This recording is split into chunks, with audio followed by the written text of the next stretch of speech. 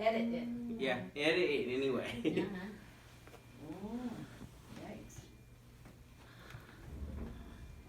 Alright, my name is William, and I'm here today to talk to you kind of more of like a persuasive speech on why ambulance transport is better for you than actual life flight.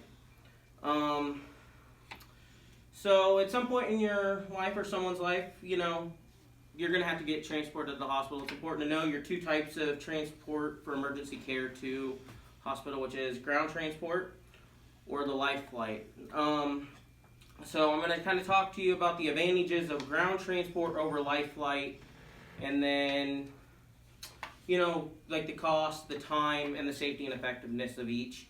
At the end of my speech, I'm hoping to inform you that ground transport is actually the better way to go. So, with that being said, for an ambulance, depending on what state you live in and whether or not it's a privately owned ambulance company or the state or the city owns it, depends on the cost. But the average cost for an ambulance ride is between $400 and $1,200, and that kind of varies depending on mileage going. So if it's a shorter distance, it could be less. Compared to a life flight, where the average cost is between $2,000 and $50,000. Your insurance can actually help cover part of that. However, if you want to be transported by life flight and it's not technically warranted, insurance companies ain't going to pay for it, and sometimes they don't want to pay for it at all anyways. So obviously, as you can tell, there's a big advantage on why ground transport is a lot cheaper than life flights. So now we'll move into the time associated with it. A lot of people think life flights are faster. They can fly through the air, they don't have to stop. That's not necessarily true. Life flights take a lot more time to get there. One, they're not dispatched right away. They're not going to be dispatched to you unless the ambulance on scene wants to call them. And usually they're called by a paramedic because a paramedic isn't what they say warranted, and he's not capable in his own ability to want to kind of do it himself. So they call life flight. But before a life flight can take off, they have to be dispatched. Then they have a pre-trip inspection sheet that they have to go through. They have to inspect the helicopter and make sure everything's in working order. After that, they take off. Before they can land, they have to inspect the landing site. Depending on if it's day or night, they need more space if it's at night. So that takes more time. And then by the time they land, usually the helicopters have to be shut down if it's on a hill. So that's going to take more time because then they're going to have to redo the whole pre-trip again before they can take you. And the space on side the helicopter is a lot smaller. So half the care that they're going to have to try to do to you is going to have to be done before you get into a helicopter. Whereas in the back of an ambulance, we can do most of that care in the back. You know, we don't have to worry about trying to do it out in the open. We can actually get you in the ambulance and start doing your care on your way to the hospital.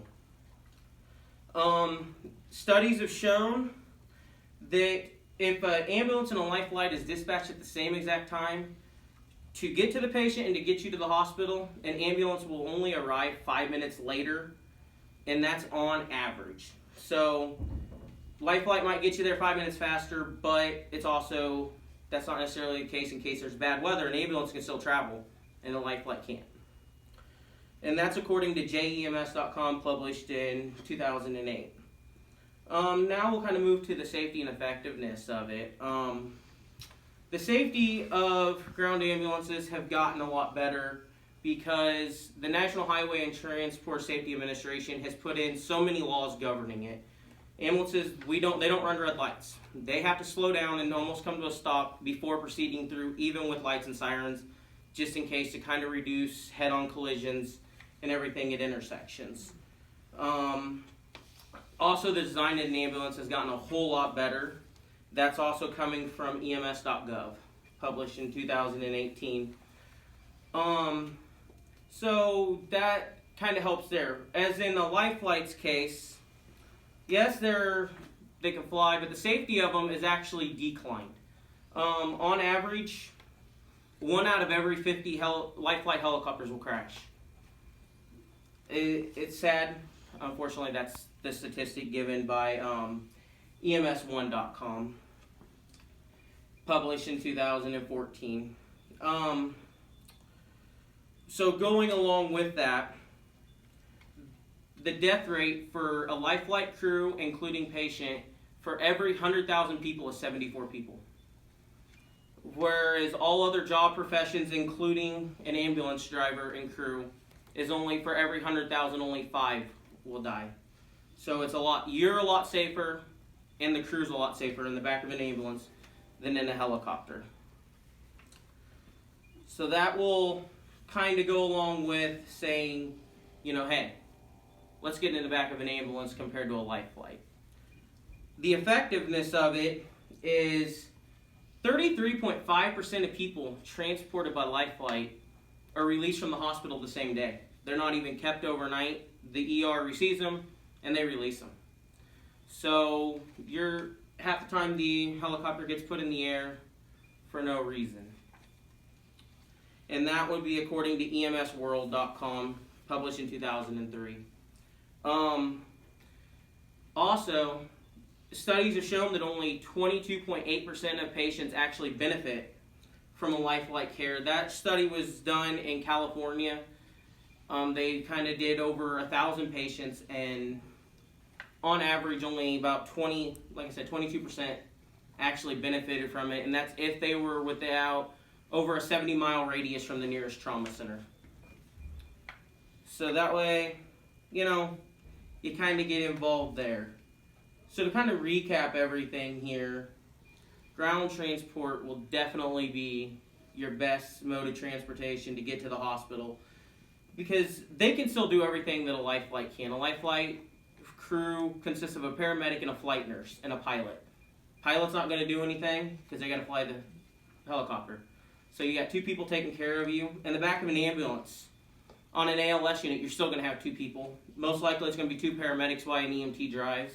So you have 3 skilled professionals technically in an ambulance setting compared to 2 with a life flight. And like I said before, with the effectiveness and everything, a life flight can't fly in blizzard conditions like we had the other day. They're going to be grounded. So if you have to go to the hospital, you're going to have to rely on an ambulance. So they can travel on the roads with no issue. So with that being said, kind of leave you with this.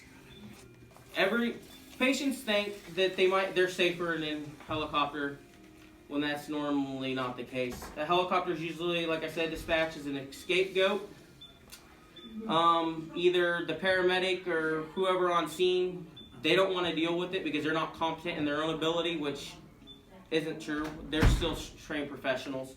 Or it's because a patient says, I want to get to the hospital and I want to get there right now. That's fine, but you're not going to get there any faster with the helicopter by the time they get dispatched to you. So common misconception there. So in conclusion, I hope that you are now more informed on the cost, the time, the safety and effectiveness mainly. I'm not so worried about the cost. It's a big cost, yes. But my priority is like an EMT student, or in the EMT class going as a paramedic student. My main priority is you guys and getting you to the hospital safely. I want to get you there safely and effectively. I am not worried about the money. That's way out of my pay league. That's, the governing bodies, the president and everything. So I'm not worried about that. My priority is to get you there safely. And if life flights prove unreliable because of all the crashes, that to me, then I'm not getting you there safely and I'm going to fail my job. So that's all I have for you today.